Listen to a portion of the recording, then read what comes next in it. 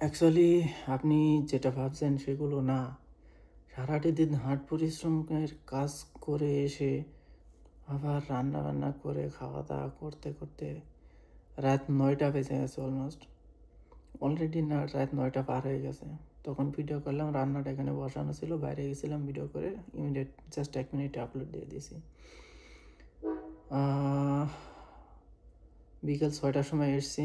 6টার সময় এসে আমি আবার 1 ঘন্টার জন্য বাইরে গেছিলাম। একটা অ্যাপয়েন্টমেন্ট ছিল, ওখানে গেছিলাম। আবার কালকে একটা অ্যাপয়েন্টমেন্ট আছে, ওটা যেতে হবে 3টার সময়। অ্যাপয়েন্টমেন্টটা কমপ্লিট করে আসতে আসতে হয়তো 5টা 6টা বাজবে।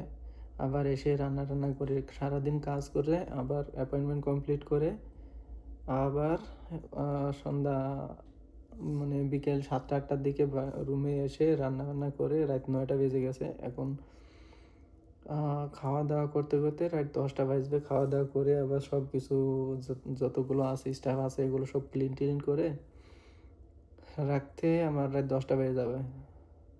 আবার আমাকে ভোরবেলায় উঠতে হবে।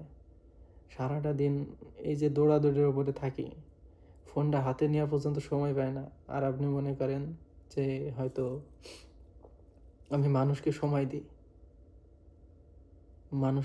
দিই, আমি তো নিজেই মানুষ না, এখন মানুষকে সময় দিলাম কখন? আমি যে অবস্থার মধ্যে, যে স্ট্রেসের ভিতরে এখন আছি, আমি নিজের জন্যই 2 মিনিট সময় আমি নিজের জন্যই নিজে বের করতে পারি না যে 2 মিনিট ফ্রি সময় একটু রিল্যাক্সে ঘুম দেব, অথবা রিল্যাক্সে বসে আমি 2টা মিনিট সময় কাটাবো। এতটুকু সময় আমি বের করতে পারি না। আর আপনি মনে করেন মানুষকে সময় দিই।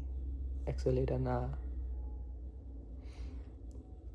কখন আমি ঘুমের থেকে উঠি সেই কথা, এগুলো যদি আপনি জানতে পারতেন, যদি শুনতে পারতেন, তাহলে বুঝতেন যে কখন ঘুমের থেকে উঠি আবার কখন ঘুমাতে যাই। সারাটা দিনের ব্যস্ততার মধ্যে থেকে আবার হার্ড পরিশ্রম বলতে এতটাই পরিমাণ হার্ড পরিশ্রম। এই পরিশ্রমটা মনে করেন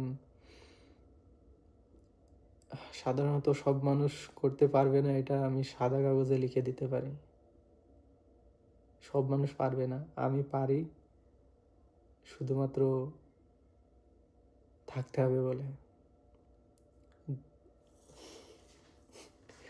যাই হোক, আমি পারি, আমাকে পারতে হবে। এত সব ডিপ্রেস, এত সব হার্ড পরিশ্রম, এত সব ওন সেলফ কাজ করা আমাকে পারতে হবে।